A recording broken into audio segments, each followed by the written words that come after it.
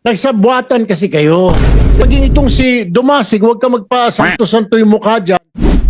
At kung sinasabi niya po nakasama nila ako dyan, Your Honor, katasabi lang po ng project engineer na ibinibili na wag sasabihin kahit kanino at lalong-lalo po sa akin. At gusto ko po talaga lumabas ang katotohanan dito na yung mag-ghost project lang pinag-uusapan po natin kung sino po talaga ang pasimuno dyan.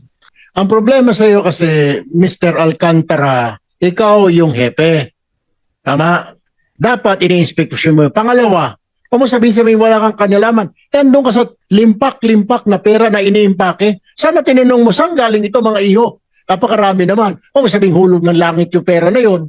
So it must have come from somewhere. It must have come somewhere na illegal. Kaya napakadaming pera. Kaya wag mong sabihin at wag kang magmamalinis dito na sila lang, puro sila din naman. Well, man, ikaw yung hepe. Dapat doon pa lang kagad nakita mo na napakaraming pera. You would have stopped them. At maging itong si Dumasig, huwag ka magpa-santo-santo yung mukha dyan. Ano ka, tanga? Engineer ka? Hindi mo malang sinumbong sa proper authorities? May chain of command? Merong, tumahimik ka muna dyan, Bryce Hernandez. Huwag ka muna sumasagot-sagot. Ikaw, Dumasig, you could have went to Metro Manila sa office ni Secretary. Unless kasabwat din ninyo ang Secretary. O wala ka ng tiwala, doon kay RD.